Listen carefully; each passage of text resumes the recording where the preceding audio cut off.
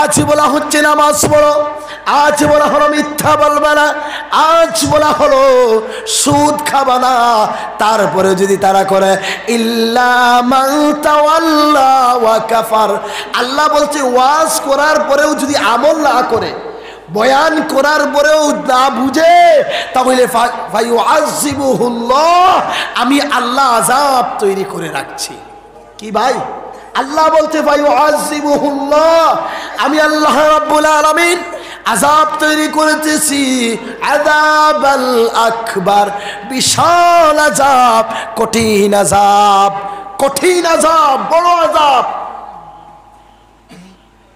ফায়ুআযিবুহুল্লাহুল আযাবাল আকবার, আল্লাহ বলছে মহান আযাব, অতীব বড় ভয়ঙ্কর আযাব তৈরি করছি। বয়ানের পরে যদি না শুধরায়, বয়ানের পরেও যদি ইসলামের পথে না আসে, আজ বয়ানের পরেও যদি নামাজ না পড়ে, আজ বয়ানের পরেও যদি ফজরে জমাতে হাজির না হয়, ফায়ুআযিবুহুল্লাহুল আযাবাল আকবার, আমি আযাব তৈরি করছি। এখন বলবেন অনেক মানুষ তো নামাজ পড়েই না, অনেক মানুষ তো মসজিদে আসেই না, অনেক মানুষ তো বেঈমানি করছে, ধান্দাবাজি করছে, ধোঁকাবাজি করছে, তাহলে তার আযাব হয় না কেন? আল্লাহ বলছে ইন্না ইলাইনা ইয়াবাহুম, মনে রাখবা এই দুনিয়ায় আমি ছাড় দিলেও একদিন আমার সামনে আসতে হবে। যত চালাকি করো না কেন, আর যত ধান্দাকি করো না কেন, যত কিছু করো না কেন, শেষ দৌড় তো হচ্ছে কবর। মৃত্যু থেকে কেউ পালাতে পারবে না। আইনামা তাকুনু ইউদরিকুমুল মাউত, আল্লাহ বলছে বান্দা যেখানে থাকো না কেন সেখানে মৃত্যু তোমাকে ধরবে। ওয়ালাউ কুনতুম ফি বুরুজিন মুশাইয়াদা, দুর্ভেদ্য প্রাচীরের ভিতরে যদি থাকো, লোহার সন্দুকের ভিতরেও যদি থাকো, সেখানেও মৃত্যু ধরবে, সেখানে তোমাকে পাকড়াও করা হবে। একদিন বান্দা আমার সামনে আসবে, সুম্মা ইন্না আলাইনা হিসাবাহু, তখন পাই টু পাই হিসাব নেওয়া হবে। কোথায় কোথায় হিসাব নেওয়া হবে? আলোচনার পরে কেন মানলা না? দুনিয়ার জমিনে তো আলোচনা হলো, দুনিয়ার জমিনে তো আলোচনা হলো, নামাজের কথা বলা হলো, কোরআনের কথা বলা হলো, কেন তোমার করলো কুহরে ঢুকে না? বান্দা আজকে হিসাবে দাও, তখন ধরা হবে। আর আল্লাহ ফায়ুআযিবু, আল্লাহর আযাব মানব দানব কুল কায়নাত মিলে এত আযাব দিতে পারবে না। আল্লাহ যাকে আযাব দিবে এত কঠিন আযাব হবে। আজ একদম গাফলতির মধ্যে আমাদের যে পরবর্তী একটা কাল আছে, আমাদের যে একটা আখিরাত আছে, একদম ভুলে গেছি, একবারই মনে করি না। অথচ ভাই আজ আমরা লাঞ্ছিত, বঞ্চিত, পদদলিত, কারণটা হলো আমরা আল্লাহ থেকে দূরে, দিন থেকে দূরে।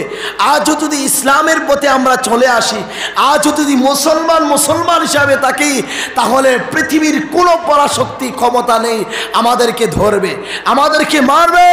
ও প্রিয় ভাইরা শুনুন, আমি বলিনি ওই কথা, ঋষি মশাই ঋগ ভেদে বলছে, অথর্ব ভেদে বলছে, যজুর ভেদে বলছে, সাম ভেদে বলছে, উপনিষদে বলছে, অন্য উপনিষদে বলছে, রামায়ণ গীতার মধ্যে বলছে, এতস্মিন থোরে মিচ্ছো আচার্যেন মোহাম্মদ ইতিহাত শিষ্য শাখা সমন্বিত মরুস্থলে নিভাসিনে নমস্তে গুরু জানত নশ্রুধারি শুধু সুখ জুড়ে কোন সুবহানাল্লাহ। এই ঋষি মশাই আপনাকে আমাকে টার্গেট করে, গোটা মুসলিম উম্মাহকে টার্গেট করে বলছে, ও দুনিয়ার মুসলমান জাতিরা, তোমরা বীরের জাতি, তোমরা বিজয়ী যাত্রী, তোমরা আজ পতনে চলে যাবে। হ্যাঁ, তোমরা যদি বিজয়ী চাও, তোমরা মান সম্মান নিয়ে বাঁচতে চাও, তোমরা তোমাদের অধিকার নিয়ে যদি বাঁচতে চাও, তাহলে এতস্মিন থোরে মেচ্চো আচার্য, তোমাদের একজন ধর্মগুরু আসবে, তোমাদের একজন ধর্মীয় পণ্ডিত আসবে, ওই সময় একটা ধর্ম নিয়ে আসবে, ভারতের জন্য বিদেশি ভাষা হবে, অর্থাৎ আরবি ভাষা হবে। এই কোরআনুল কারীমের শিক্ষা যদি বাস্তবায়ন না করো, তাহলে এই দুনিয়ায় তোমরা সম্মান পাবে না। আর কোরআন নামক শিক্ষা যদি বাস্তবায়ন করো, ও দুনিয়ার মুসলমানেরা, তোমরা বিজয়ী জাতি হবে। তোমরা অল্প হলে তোমাদেরকে তামাম পৃথিবীর মানুষ স্যালুট জানাতে বাধ্য হবে, তামাম পৃথিবীর মানুষ তোমাদের ভক্ত হয়ে যাবে, তামাম পৃথিবীর মানুষ তোমাদেরকে সম্মান জানাবে। কারণ শর্ত হলো এতস্মিন থোরে মেচ্ছো ছাড়ছেন, শর্ত হলো তোমরা যেন কোরআন মেনে নাও। বলো না সুবহানাল্লাহ। আর আল্লাহ সেই কথা বলছে, ইন্নাল্লাযীনা ক্বালু রাব্বুনাল্লাহ, যারা আমি আল্লাহকে রব বলেছে, যারা আমি আল্লাহকে রব বলে স্বীকার করেছে, সুম্মাস্তাকামু, আর আমার দ্বীনের উপরে, আমার বিধিবিধানের উপরে অটল থেকেছিল, শক্তভাবে ধারণ করেছিল, তাতানাজ্জালু আলাইহিমুল মালাইকা, মৃত্যুর সময় তথা বিপদের সময় আমি আল্লাহ ফেরেশতা পাঠিয়ে দিব আর বলবো, আল্লাহ তাখাফু ওয়ালা তাহজানু, তোমরা চিন্তা করো না, তোমরা ভয় পেও না, আমরা তোমাদের সাথে আছি। বলো না সুবহানাল্লাহ। আর আল্লাহ বদরের যুদ্ধে দেখিয়ে দিয়েছে, বিভিন্ন জঙ্গে হুনাইনে, জঙ্গে বদরে বিভিন্ন সময় আল্লাহ ফেরেশতারা পাঠিয়ে দিয়েছিল, আর ফেরেশতা এসে বলেছিল, আল্লাহ তাখাফু, হায় হায় ও মুমিনরা ভয় পাইও না, ওয়ালা তাহজানু, চিন্তাও করো না, টেনশন করো না, আমরা তোমাদের সাথে আছি। জুড়ে কন্যা সুবহানাল্লাহ। তো ঋষিমশাই বলছে, এতস্মিন্নন থোরে মে চো আচার্যেন, মুসলমান জাতিরা এই কোরআনের শিক্ষাকে যদি বাস্তবায়ন করে নাও, তোমরা বিজয়ী জাতি, বিজয় লাভ করবে তোমরা, সমস্ত পৃথিবীর শক্তি তোমাদের পায়ে আসবে। ইনতানসুরুল্লাহ ইয়ানসুরুকুম ওয়া ইউসাব্বিত আকদামাকুম। আল্লাহ বলছে, বান্দারে আমার দ্বীনের কাজে লেগে যাও, আমার দ্বীনের সাহায্যকারী হয়ে যাও, আমি আল্লাহ সাহায্য করব আর তোমাদের পায়ের নিচে বিশাল শক্তি ঢেলে দিব। বলো না সুবহানাল্লাহ। সুবহানাল্লাহ। ভাই আমার কথাগুলো বুঝতে পারছেন তো? আমাদের অধঃপতনের মূল কারণ হচ্ছে আজ আমরা ধর্মীয় শিক্ষা নেই, আল্লাহর ভয় আমাদের অন্তরে নেই। তো ঋষিমশাই বলে, যখন মানুষ কোরআন শিক্ষা গ্রহণ করবে, কোরআনের ইলম নিয়ে চর্চা করবে, এই দুনিয়ায় জুলুম নির্যাতন থাকবে না, জিনা ব্যভিচার থাকবে না, এই পৃথিবীর জমিনের মধ্যে আল্লাহ আসমানের বরকতের দরজা খুলে দিবে আর জমিনের বরকতের দরজা খুলে দেবে, এই পৃথিবীতেও শান্তি থাকবে না। তারপরে বলছে, মুহাম্মদ ইতিখাত শিষ্য শাখা সমন্বিত, মুহাম্মদ ইতিখাত শিষ্য শাখা সমন্বিত। শুনে নাও, যার উপরে ধর্মগ্রন্থ আসবে তার নাম হবে মুহাম্মদুর রাসূলুল্লাহ। জুরে কোন সাল্লাল্লাহু আলাইহি সাল্লাম। এই মুহাম্মদ কেমন ভাবে আসবে? তিনি বলছেন, মুহাম্মদ তার দলবল নিয়ে আসবে, তার সাহাবায়ে কেরাম নিয়ে আসবে, গোটা মানব জাতিতে আলোক ছুটিয়ে দেবে, আলো বিতরণ করবে। আমরা তো সেই জাতি, আলোক দানকারী জাতি। আমাদের কাজটাকে বৌদ্ধ, খ্রিস্টান, জৈন, হিন্দু সবাই আলো পাওয়ার কথা ছিল। আজ আমাদের কাছ থেকে আলো নিচ্ছে না, কারণ এক সময় আরবের মধ্যে মরুর প্রান্তরে অল্প সংখ্যক সাহাবায়ে কেরাম গোটা পৃথিবীকে আলো দেখিয়েছিল, গোটা মানব জাতিকে মানবতার দাওয়াতে মানবতা দিয়ে মূল্যায়ন করেছিল। এই সাহাবায়ে কেরামরা গোটা অন্ধকার রাজ্যে, গোটা অন্ধকার দেশ বিদেশে আলো প্রদীপ হিসাবে জ্বালিয়ে দিয়েছিল সাহাবায়ে কেরাম। আল্লাহ তো বলেছিলেন, আসহাবি কান্নুজুম, আমার সাহাবীরা, আল্লাহর নবী বলেছিলেন, আমার সাহাবীরা আকাশের তারকার মতো আলো, যে কোনো একজন সাহাবীকে অনুসরণ করলে তোমরা আলো পেয়ে যাইবা। ওটা দুনিয়ার আলো না, ওটা জান্নাতের আলো। আল্লাহ বলেছিলেন, ওয়াল্লাহু ওয়ালিয়্যুল্লাযীনা আমানু ইউখরিজুহুম মিনাজ যুলুমাতি ইলান নূর, আমার ইমানদাররা হচ্ছে বন্ধু, আর তাদের কাছে আমি আলো দান করেছি, অন্ধকার থেকে তাদেরকে আলোময় জায়গা দিয়েছি, আলো দান করেছি।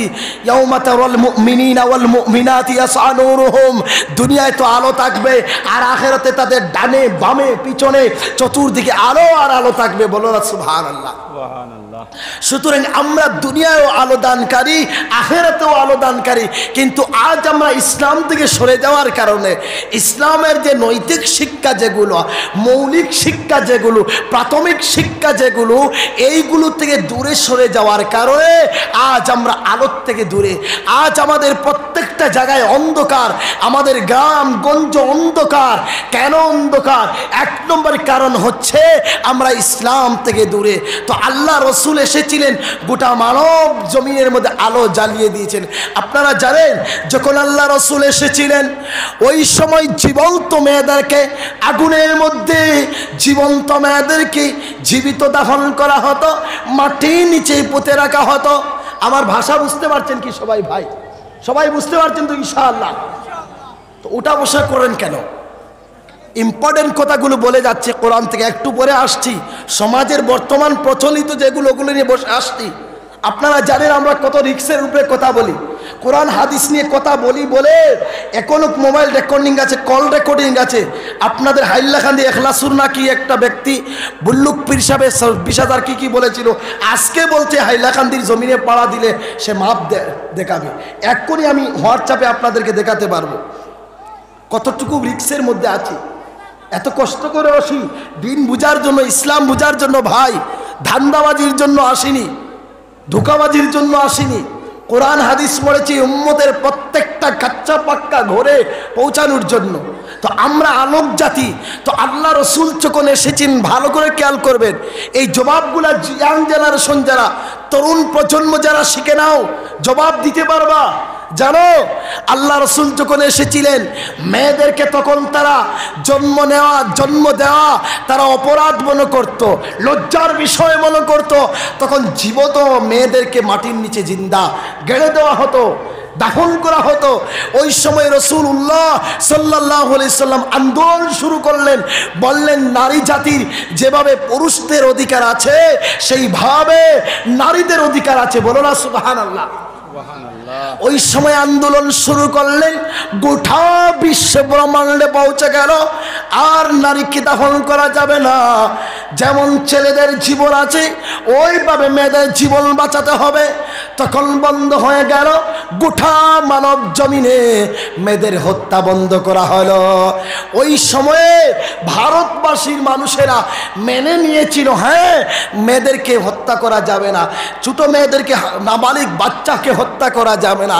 কিন্তু আজ যারা নারী অধিকার বলে মুসলমানদেরকে ক্রিটিসাইজ করে, তাদেরকে বলছে শুনে নাও যুবক ভাইরা, শুনে নাও, মহিলারা যখন, ভারতবর্ষের মহিলারা স্বামী যখন মারা যায় তখন ওই স্বামীর সাথে জীবন্ত স্ত্রীকে আগুনে চিতায় জ্বালিয়ে হত্যা করা হতো, যার নাম ছিল সতীদাহ প্রথা। ওই সময় রাজা রামমোহন রায় সহ আর বড় বড় কিছু ব্যক্তিত্ব এসে গেলেন। আর ভারতজনের ইতিহাসের ইতিহাস জাগো হিন্দু জাগো, ডক্টর কমল ভট্টাচার্য গুয়াহাটি বিশ্ববিদ্যালয়ে ভাইস চ্যান্সেলর, তিনারা আন্দোলন শুরু করলেন, বললেন না সতীদাহ প্রথায় লাথি মার।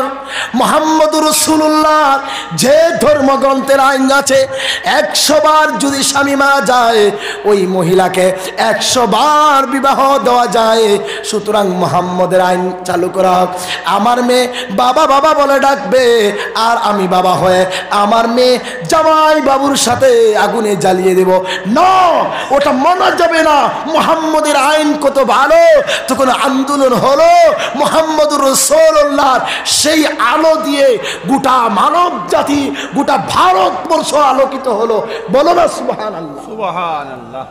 কোথায় আছেন মিয়া? ইসলাম সার্চ করছেন, ইসলাম নিয়ে একটু গবেষণা করছেন না? করিনি বলে আমরা জানি না। ও প্রিয় ভাইরা, এই জন্য ইসলাম এমন একটা ধর্ম, ইসলাম এমন একটা জাতি, আজও যদি ইসলামকে বুকে ধারণ করে নেই, আজও যদি ইসলামের পথে চলে আসি, আমাদেরকে গোটা মানব জাতির আমাদেরকে সম্মান করবে। আজ জানেন মাথা যার আছে মাথার বেদনাও তার আছে ভাই। আমাদের মাথা নেই বলে মাথার বেদনা নেই। আপনারা জানেন বর্তমান পরিস্থিতি ইসলাম ভুলে যাওয়ার কারণে আল্লাহ সুবহানাহু ওয়া তাআলা মুসা আলাইহিস সালাম বলছিলেন, রব্বুল আলামিন আপনি যখন নারাজ হয়ে যাবেন আমরা বুঝবো কিভাবে? তখন আল্লাহ বলছেন 3টা আলামত। কয়টা আলামত? জুড়ে বলুন কয়টা আলামত? 3টা আলামত। 1 নম্বর আল্লাহ বলছে মৌসুম ছাড়া বেমৌসুমের মধ্যে বৃষ্টি হবে। বৃষ্টি হচ্ছে কি হচ্ছে না? আল্লাহ বললে আমি যখন নারাজ হয়ে যাব তখন যেদিন বৃষ্টি দেওয়ার কথা না ওই দিনে বৃষ্টি হবে। বর্তমানে হচ্ছে 2 নম্বরে শাসন ক্ষমতা বেকুফদের হাতে চলে যাবে, অশিক্ষিত মূর্খদের হাতে চলে যাবে। আর 3 নম্বরে ধনভাণ্ডার বকিলদের হাতে চলে যাবে। ওই সময় মনে রাখবা আমি আল্লাহ নারাজ হয়ে গেছি। ও ভাই, বর্তমান আল্লাহ নারাজ কেন জানেন? বেকুফদের হাতে শাসন ক্ষমতা চলে গেছে। 1935 মুসলিম ম্যারেজ অ্যাক্ট যেটা ক্যাবিনেট বাতিল করে দিয়েছে। বাতিল করে কি আইন চালু করছে জানেন? এটা হলো স্পেশাল ম্যারেজ অ্যাক্ট। এই স্পেশাল ম্যারেজ অ্যাক্টের মাধ্যমে কি হবে জানেন? আমি তো কয়েকটা জলসায় বলেছি, আমাদের এত ধর্মীয় নেতা, এত ধর্মীয় লিডার, তারপরে আমাদের রাজনৈতিক কত লিডার, এত লিডারগুলা কোথায় আজ আমাদের জাতি অন্ধকারে রেখে যাচ্ছে। স্পেশাল ম্যারেজ অ্যাক্ট যেটা, সেটার মধ্যে কি হবে জানেন? ওটার মধ্যে হলো ইজাব আর কবুল থাকবে না। বুঝতে পারছেন? বিবাহের যেগুলো শর্ত যেগুলা নেই, ইজাব এবং কবুল নেই, মোহারানা নেই, উকিল সাক্ষী নেই। আপনি আপনার ইচ্ছা মতো মেয়ে বিয়ে দিতে পারবেন না, আপনার ছেলে ইচ্ছা মতো বিয়ে দিতে পারবেন না। কোর্ট ম্যারেজ করতে হবে, তাহলে আপনার বিয়ে বৈধ হবে। তারপরে এই বিবাহের উপরে ট্যাক্স বসানো হবে। কি বললাম? ট্যাক্স বসানো হবে। আজ আমরা দিন থেকে সরে যাওয়ার কারণে, আজ আমরা আমাদের পথে না থাকার কারণে আমরা এক ঘরে 3টা 4টা বিয়ে করি, 4টা 5টা পর্যন্ত বিয়ে করে, বিনা মোহরে বিয়ে করে এই জামাইবাবু যেভাবে যখন ইচ্ছা তখন ছেড়ে দেয়, যখন ইচ্ছা তখন দূর করে দেয়। ইসলামের নিয়ম যে একটা স্বামী তার স্ত্রীকে কিভাবে রাখতে হবে, একটা স্বামী তার স্ত্রীকে কি কি দায়িত্ব আছে, ইসলাম যেটা দিয়েছে সেটা ভুলে যাওয়ার কারণে বাতিল যারা, তারা আজ আইন কানুন করে দিয়েছে আপনাকে কোর্টে গিয়ে বিয়ে করতে হবে। হঠাৎ করে 3 তালাক, 1 তালাক, তোর মা তালাক, তোর মায়ের নানি তালাক। মা বলল, বউ বলল আমার নানি তো মারা গেছে, তোর নানির কবরে যে ঘাস হয়েছে, ওই ঘাস যে গরু খেয়েছে, ওই গরুর দুধ যে খেয়েছে সেও তালাক। এইভাবে লম্বা চূড়া তালাক দিয়ে দিয়ে তালাক বন্ধ হয়ে গেছে। এখন একবারে তালাক দেওয়া যাবে না, ডাইভোর্স করা যাবে না। এই জন্য কোর্ট ম্যারেজ চলে এসেছে, স্পেশাল ম্যারেজ অ্যাক্ট, যেখানে আপনার ইচ্ছা মতো কিছু থাকবে না। বুঝতে পারছেন? ও ভাই, বুঝতে পারছেন? আমরা এখনো পর্যন্ত মাথা ঘামাইনি, আমাদের নেতারাও নাই, আমাদের সমাজের যারা শিক্ষিত তিনারাও নাই। এই দুঃখটা রাখবো কোন দিকে? আমাদের সমাজ কোন দিকে যাচ্ছে? আমাদের মৌলিক অধিকার, সংবিধানে যেটা আইন আমাদেরকে দিয়েছিল সেটাও কেড়ে নেওয়া হচ্ছে। ওই ঋষিমশাই বলছে, যখন তোমরা কোরআন থেকে দূরে চলে যাইবা, যখন তোমরা রসুল থেকে দূরে চলে যাইবা, তখন তোমাদের উপর বিপদ আসবে, তোমাদের উপর মুসিবত আসবে। কোনো বাবার ক্ষমতা এই মুসিবত ঠেকানোর। আজ তওবা করতে হবে। সবাই তওবা করবেন তো ইনশাআল্লাহ? আজকে তওবা করে আপনাদেরকে বিদায় দিব ইনশাআল্লাহ। ভাই, বুঝার চেষ্টা করুন, শুধু কণ্ঠ দিয়ে বয়ান করলে হবে না, কিছু নিয়ে যান, কিছু প্রেরণা, ইসলাম ঈমান জাগ্রত করার জন্য কিছু কথা নিয়ে যান। ঋষিমশাই তারপরে বলছেন কি জানেন? এত সুন্দর কথা, মরুস্থলী নিভাসিনী নমস্তে গুরু জানত। বলছে মরুস্থলী নিভাসিনী, অদুরিয়ার মানুষ, সেই মানবতার দূত, মানবতার নবী, মানব জীবনে আলোক বিতরণকারী সূর্য নক্ষত্রের জন্ম হবে মরুভূমিতে। আমরা জানি আমাদের নবী যেখানে জন্মগ্রহণ করেছিলেন ওই জায়গায় গাছগাছালি ছিল না, পাক পাকালি ছিল না। মরুর প্রান্তরে মা আমিনার কোলে মুহাম্মদুর রাসূলুল্লাহ এসেছিলেন। বলুন না সুবহানাল্লাহ, সুবহানাল্লাহ। তারপরে কি বলছেন জানেন? নমস্তে গুরুজান শ্রুধারি সুদর্শ, নমস্তে গুরুজান শ্রুধারি সুদর্শ। ওগো নবীজি, আপনাকে পাবো না আমি, আপনার আগে আমি বিদায় নিয়ে যাব। তবে গো নবীজি, আপনার পায়ের নিচে প্রণাম করে গেলাম, আপনার পায়ের নিচে শ্রদ্ধাঞ্জলি জানিয়ে গেলাম। ও নবী, আপনি আসার পরে আমার শ্রদ্ধাঞ্জলি গ্রহণ করে নিবা। কন্যা সুবহানাল্লাহ। সর্বধর্ম সমন্বয় সমিতিতে কলকাতায় 5 বছরের উপরে জেনারেল সেক্রেটারি হিসাবে ছিলাম। তো সেখানে সমস্ত ধর্মগুলো একত্র করে রিসার্চ করা হতো, গবেষণা করা হতো, কোথাও হিংসা পাওয়া যায়নি। তো আমরা দেখেছি হিন্দু বলো, খ্রিস্টান বলো, বৌদ্ধ বলো, জৈন বলো, কোনো ধর্মে হিংসা শেখায়নি। প্রত্যেকটা ধর্মে সম্প্রীতি শিখিয়েছে, ভ্রাতৃত্ব শিখিয়েছে, ঐক্য শিখিয়েছে। বলুন সুবহানাল্লাহ। আজ মুসলমানরা যেভাবে ধর্ম থেকে দূরে, ঠিক তদ্রূপ ভাবে হিন্দু ভাইরা দূরে। বাসুদেব বলে একজন এসেছিল তার বিবি নিয়ে, তার স্ত্রী নিয়ে আমার কাছে। তো বললাম কেন এসেছেন? চোখের পানি ছেড়ে ছেড়ে বলছে, ভাই আমাকে কিছু তেল পড়া বা কিছু দেন, বা তাবিজ কবজ দেন। আমি শুনলাম আপনারা কি দেন। বললাম ভাই আমার জীবনেও দেয়নি, এগুলো আমি জানিও না কিভাবে দিতে হয়। এসেছেন কি করব, সমস্যাটা বলুন। তো বলছে আমার 3 জন ছেলে, ফাকুয়া গ্রামের কথা বলছি, ওই যে বিল সনবিলের কাছে ফাকুয়া গ্রাম, বাসুদেব। তো বলছে আমার 3টা ছেলে ডিগ্রি কমপ্লিট করেছে, গ্র্যাজুয়েশন কমপ্লিট, কিন্তু আমার 3টা ছেলে হিরোইন ড্রাগস সেবন করে, আর সেবন করে হাত বের করে দেখালো মাকে মেরে হাত ভেঙে দিয়েছে। হায় হায়। তো আমি বললাম ও ভাই আপনার ছেলেকে গীতা পড়িয়েছেন, রামায়ণ পড়িয়েছেন, বেদ পড়িয়েছেন? বলছে না ওটা তো জীবনে পড়ায়নি। আমি বললাম কোনো ব্রাহ্মণ বা কোনো ঠাকুর মশাইয়ের কাছে দিয়েছিলেন, ধর্মের গুরুজির কাছে পাঠিয়েছিলেন? বলে না। বললাম তাহলে তোমার ছেলে তো মানুষ নয়, জানোয়ার হয়ে গেছে।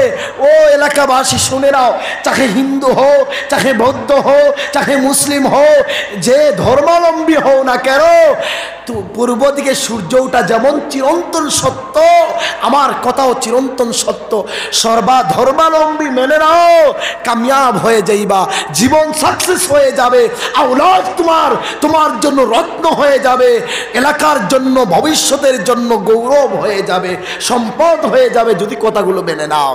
মনে রাখবা, গরুর বাচ্চা গরু হয়, শিয়ালের বাচ্চা শিয়াল হয়, কুকুরের বাচ্চা কুকুর হয়, শিগালের বাচ্চা শিগাল হয়, ছাগলের বাচ্চা ছাগল হয়, মুরগির বাচ্চা মুরগি হয়, মানুষের বাচ্চা মানুষ হয় না। তাকে যতক্ষণ পর্যন্ত ধর্মীয় জ্ঞান দান না করা হবে, ধর্মীয় জ্ঞান ছাড়া কেউ মানুষ হতে পারে না। আজ আমরা ধর্মীয় জ্ঞানকে মাইনাস করে ফেলেছি, এই জন্য মুসলমান সমাজেও শান্তি নাই, হিন্দু সমাজেও শান্তি নাই, বৌদ্ধ সমাজেও শান্তি নাই, খ্রিস্টান সমাজেও শান্তি নাই। আমি গিয়েছিলাম আপনার মিজোরাম, ওইখানে যাওয়ার পরে একজন বলছে কেইমা মো মতরখা মো নাং মা কই কালদনা মো। আমি বুঝি না মানে কি বললো। তো সেখানেও দেখলাম বাপ বেটা সম্পর্ক নেই, মেয়ে মা বাবার বিরুদ্ধে চলছে, মেয়ে মা বাবার ঠিক রেখে চলে যাচ্ছে অন্যত্র, স্বামী স্ত্রীর মধ্যে মিল নাই, প্রত্যেকটা সমাজে অশান্তি। আর এই অশান্তির মূল হচ্ছে ধর্মীয় জ্ঞান ছাড়ার কারণে। প্রত্যেকটা সমাজের মধ্যে অপরাধ প্রবণতা, যুব সমাজ আর দিন দিন অপরাধের দিকে চলে যাচ্ছে, কারণটা হলো ধর্মীয় জ্ঞান ছাড়ার কারণে। 1 নম্বর অধঃপতন অবক্ষয় সমাজের একটা কারণ হলো ধর্মীয় জ্ঞান না থাকার কারণে। জানেন আজকে ধর্মে ধর্মে হানাহানি, ধর্মে ধর্মে হিংসা জিজ্ঞাসা, যদি একটা শ্লোক মাত্র পড়ে নেয় মুসলমানদেরও ফায়দা, হিন্দু ভাইদেরও ফায়দা। কি জানেন? ঝা দেবী সর্বভূতি শান্তরূপী ওম নমস্তে নমো নমো, ওম নমঃ শিবায় নমো নমো, ওম সদানন্দায় নমো নমো, ওম গুরুনাথায় নমো নমো। সেখানে এসেছে প্রত্যেকটা দেবদূত এসেছিল মানবতার জন্য, প্রত্যেকটা দেবদূত এসেছিল শান্তি নিয়ে, ঐক্য নিয়ে, ভালোবাসা নিয়ে। তাদের কাছে ধর্মের ভেদাভেদ ছিল না, কে কোন ধর্মের সেটা ছিল না, কে কতটুকু মানুষ হয়েছে সেই মানবতা ভুদে মূল্যায়ন করার জন্য এসেছে। আর আমাদের কোরআনে কারীম নির্দেশ দিয়েছে লা ইকরাহা ফিদ্দীন, ধর্মের মধ্যে লড়াই নেই, ধর্ম নিয়ে বাড়াবাড়ি নেই। লাকুম দীনুকুম ওয়ালিয়া দিন, তোমাদের ধর্ম তোমাদের কাছে, আমাদের ধর্ম আমাদের কাছে। এমনকি শ্রীকৃষ্ণ বলেছিলেন বরণং পরম থাত, শ্রীকৃষ্ণ বলেছিলেন দায়িত্বহীন করতে উদার্ত কণ্ঠে বলেছিলেন, ও আমার জাতিরা, ও আমার শিষ্য ভক্তবৃন্দরা শুনে নাও, ও আমার যারা আছো তোরা শুনে নাও, যদি কোনো হিন্দু অন্য ধর্মাবলম্বীকে ঘৃণা করে, কোনো হিন্দু অন্য ধর্মাবলম্বীকে হত্যা করে, তাহলে আমি শ্রীকৃষ্ণকে হত্যা করলো। তো এই শ্লোক যদি পড়ে নেয়, আমাদের সমাজে লড়াই থাকবে ভাই? বলো, লড়াই থাকবে? রাত 1টার সময় মন্দিরের পাশে একজন মুসলমান দাঁড়িয়ে যাবে, কেউ বাধা দেবে না। রাত 1টার সময় মসজিদের পাশে একজন হিন্দু ভাই দাঁড়াবে, কোনো বাধা হবে না। যদি আসল ধর্মীয় শিক্ষা গ্রহণ করে নাই, ধর্মীয় শিক্ষা যদি গ্রহণ না করি, তো সমাজে কি আসতে পারে? সমাজ তো দিকভ্রান্ত হবে, সমাজ তো বিশৃঙ্খল হবে, এটা স্বাভাবিক। জানেন, এই জন্য আমরা বলি যে ওয়াজের মাহফিলে শুধু একতরফা আলোচনা করলে হবে না। এই নানান দেশে নানান জাতি ধর্ম বর্ণ নির্বিশেষে ভারতবর্ষ, সেই হিসাবে প্রত্যেকটা জায়গায় ঐক্যের আওয়াজ তুলতে হবে, ভালোবাসার পেগাম পৌঁছে দিতে হবে। জানেন আছে ন দ্বিতীয় ন তৃতীয় ন চতুর্থ ন পশ্চাতে ন পঞ্চম ন ষষ্ঠ সপ্তম ন পশ্চাতে ন অষ্টম ন নবম ন দশম ন পশ্চাতে যো এতং দেব মেৎপৃথং বেদ। এখানে এসেছে সৃষ্টিকর্তা যিনি, তিনি এক। আল্লাহ যিনি এক, 2 4 5 6 7 8 9 বলে নেই। যো এতং দেব প্রীতং বেদ, যারা মানুষকে, মানব জাতিকে মানবতার চোখে দেখে, এক সৃষ্টিকর্তার সৃষ্টি হিসাবে দেখে, মানুষকে মানবতা ভুদে মূল্যায়ন করে, তারাই স্বর্গীয় উদ্ধান পাবে, তারাই ভগবানকে খুশি করছে। বুঝতে পারছেন?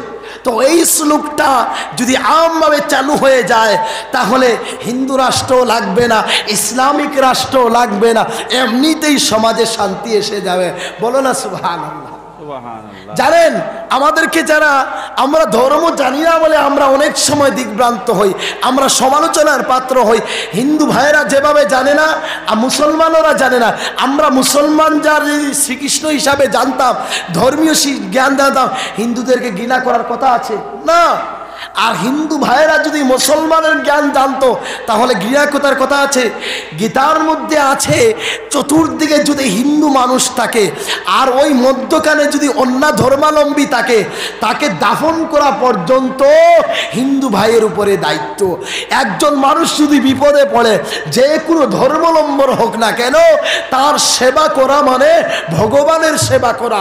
আর আমাদের ফিকহ কিতাবে আছে, ইসলামিক বইয়ের মধ্যে আছে কি জানেন?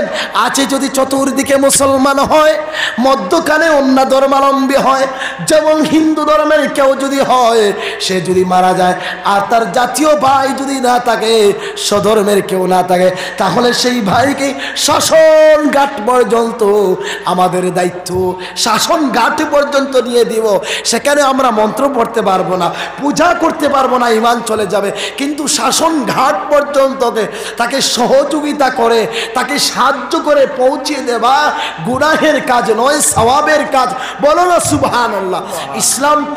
ইসলাম মানবতা শিখিয়েছে, ইসলাম ভ্রাতৃত্ব শিখিয়েছে, ইসলাম উদারতা চায়, ইসলাম ভালোবাসা চায়, ইসলাম উগ্রতা চায় না, ইসলাম সংকীর্ণতা চায় না, ইসলাম সংকুচিত হতে চায় না। বলেন সুবহানাল্লাহ। তো এইভাবে যদি আমি সারা রাত বলি, শেষ হবে না। মৌদে বর্ধিতা দেবে তো কারণতে প্রকৃত তাকি সোনাঙ্গ ভক্ষয়থে সাদা মেধা শাস্ত্রের শিরা। সেখানে এসেছে, ঋষিমশাই বলছে, বিভিন্ন মানবের মধ্যে, মহাপুরুষদের মধ্যে সবচেয়ে বড় মহাপুরুষ একজন আসবে, মৌদে বর্ধিতা, যার নামের প্রথম অক্ষর মদি শুরু হবে, দেবে তো কারণতে, আর শেষ অক্ষর দদি শেষ হবে। তাহলে মোহাম্মদ প্রথম শেষ কি ভাই? দো। প্রকৃততা, তিনি প্রকৃত মহামানব। দেখুন ধর্মীয় পণ্ডিত যারা কিভাবে তারা সম্মান জানিয়ে গিয়েছে, কিভাবে তারা আদব রক্ষা করে গিয়েছে। আর এখনকার সমাজে এইগুলো নেই, এইগুলো পাওয়া যায় না। কেন পাবো? আমাদের ধর্মীয় যে কোনো ধর্মীয় অনুষ্ঠান, এখনো মুসলমানদের ধর্মীয় অনুষ্ঠানে এইগুলো ব্যঙ্গে ব্যঙ্গে পড়ানো হয়, শেখানো হয়। কিন্তু আমাদের অন্যান্য ধর্মাবলম্বী ভাইদেরকে একদিকে আহ্বান করছি, একদিকে আফসোস দুঃখ প্রকাশ করছি, যদি গীতা পড়ে পড়ে শোনানো হতো, গীতার বঙ্গানুবাদ করা হতো, ঋগ্বেদের বঙ্গানুবাদ করা হতো, সামবেদের বাংলা আলোচনা করা হতো, যার যার ভাষায় ট্রান্সলেট করা হতো, তাহলে মানুষ ফায়দা পাইতো না ভাই? অবশ্যই পাইতো। এই সমাজে বর্তমান 1 নম্বর মা বাবার দায়িত্ব হলো হিন্দু হও, বৌদ্ধ হও, মুসলিম হও, ধর্মীয় শিক্ষার দিকে ধাবিত হও। ধর্মীয় শিক্ষা ছাড়া দেশে শান্তি আসবে না, দেশ রক্ষা হবে না, দেশের মান সম্মান বাঁচানো যাবে না। এই জন্য উভয় ধর্মাবলম্বীকে বলি প্রতিহিংসা নয়, চলো ভালোবাসায় এক হয়ে যায়, চলো সবাই ধর্মের দিকে ধাবিত হয়ে যায়। বলো ইনশাআল্লাহ ভাই। ইনশাআল্লাহ। তো আমরা আজ বিপদে কেন? আমরা আমাদের জবাব যদি দেই, আল্লাহ বলেছে ওয়ামান আরাদা আন যিকরি ফাইন্না লাহু মাঈশাতান দানকা। আল্লাহ বলছে আমার বান্দারা ওয়ামান আরাদা আন যিকরি, বান্দা যখন আমার জিকির থেকে চলে যাবে, আমার ইসলাম থেকে চলে যাবে, তখন ফাইন্না লাহু মাঈশাতান দানকা, তাদের জীবন সংকুচিত হয়ে যাবে। এই জীবনের সুখের মুখ দেখবে না। এই জীবনের সুখ বলতে কি পাবে না? আজ আছে সুখ বলতে কিছু আছে ভাই? সুখ নাই রে ভাই। স্কুলে যাও অশান্তি, মাদ্রাসায় যাও অশান্তি, যেখানে যাও সেখানে অশান্তি। কেননা 1 নম্বরের কারণ হলো ওয়ামান আরাদা আন যিকরি, আমরা আল্লাহ জিকির থেকে দূরে।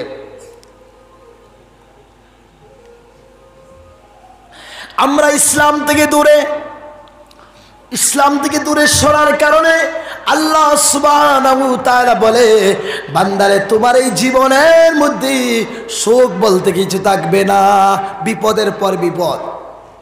বাপ বেটা ভালোবাসা নাই, ছেলে মেয়ের মধ্যে শান্তি নাই, স্বামী স্ত্রীর মধ্যে শান্তি নাই, পাড়া প্রতিবেশীর মধ্যে শান্তি নাই। কেন শান্তি নাই? অশান্তি বিরাজমান এই আল্লাহর জিকির থেকে সরার কারণে, মসজিদ খালি হওয়ার কারণে। আর দুনিয়ায় তো অশান্তি থাকবে, আখিরাতে কি থাকবে? ওয়া নাহশুরুহু ইয়াওমাল কিয়ামাতি আমা। আল্লাহ বলে বান্দারে আখিরাতের জীবনে হাসরের মাঠে তোমাকে অন্ধ বানিয়ে উত্তোলন করা হবে, অন্ধ বানাইয়া তোলা হবে। আল্লাহ রাব্বুল আলামিন কে তখন বান্দা বলবে ক্বালা রাব্বি লিমা হাশারতানি আমা। রব্বুল আলামিন আজ হাসরের মাঠে আমাকে কেন অন্ধ বানাইলা? আজ আমি কেন অন্ধ হয়ে গেলাম? ওয়াকাদ কুনতু বাসীরা। রব্বুল আলামিন এই দুনিয়ায় অন্ধ ছিলাম না, তোমার দেওয়া চক্ষু দিয়ে আসমান দেখেছি, তোমার জমিন দেখেছি, তোমার চন্দ্র সূর্য দেখেছি। রব্বুল আলামিন দুনিয়ায় অন্ধ ছিলাম না, আজ হাসরের মাঠে কেন অন্ধ বানালা? আল্লাহ জবাব দিবে, সঠিক জবাব। কালা কাযালিকা আতাতকা। কালার এখানে আল্লাহ বলবে কালা কাযালিকা, যেভাবে আতাতকা এসেছিল আয়াতুনা, আমার আয়াত তোমার কাছে। বুঝতে পারছেন তো? আমার আয়াত এসেছিল, উলামায়ে কেরাম এসেছিলেন দূর দূরান্ত থেকে, এসে উলামায়ে কেরাম বয়ান করে বলেছিলেন গুনায় যাওয়া যাবে না, জিনায় যাওয়া যাবে না। উলামায়ে কেরাম বলেছিল এশার নামাজে ছেড়ে ঘুমালে বান্দারে জাহান্নামের বিছনায় ঘুমালা, ওরে বান্দা ফজরের নামাজ ছেড়ে ঘুমালে হে গোলাম তুমি জাহান্নামের বিছনায় ঘুমালা। ফানাসিতাহা, তারা এসেছিল বয়ান করেছিল ফানাসিতাহা, তারপরেও তুমি ভুলে গিয়েছিলা। উলামায়ে কেরাম বয়ান করার পরে, তোমাকে বুঝানোর পরেও তুমি বুঝবার চেষ্টা করনি। তুমি মনে করেছিলা মোল্লা মুন্সিদের কথা, তারা বলার পরেও তুমি আমল করনি। তারা বলেছিল সুদ খাওয়া যাবে না, তারা বলেছিল পরক্রিয়া প্রেম করা যাবে না, তারা বলেছিল মিথ্যা বলা যাবে না। ফানাসিতাহা, বলার পরেও তুমি ভুলে গিয়েছিলা। ওয়া কাযালিকাল ইয়াওমা তুনসা, আজ হাসরের মাঠে সেইভাবে আমি আল্লাহ ভুলে গেলাম। আচ্ছা বলুন, হাসরের মাঠে যদি আল্লাহ ভুলে যায় আর যাওয়ার জায়গা আছে ভাই? ও ভাই সারা সবাই কথা বলো, আল্লাহ যদি কিয়ামতের মাঠে আপনাকে আমাকে ভুলে যায় আর যাওয়ার জায়গা আছে না। মাথার উপরে সূর্য আসবে, ঘামের সাগর হবে, টাস টাস করে মগজ পেটে যাবে, জিহ্বা নাভির নিচে ঝুলন্ত থাকবে। ইয়াউমা ইয়াফিরুল মারউ মিন আখিহি, ভাই ভাই থেকে পলায়ন করবে, মা সন্তান থেকে পলায়ন করবে। ওই সময় যদি আল্লাহ ভুলে যায়, বলো বান্দা তুমি যাবে কোন দিকে?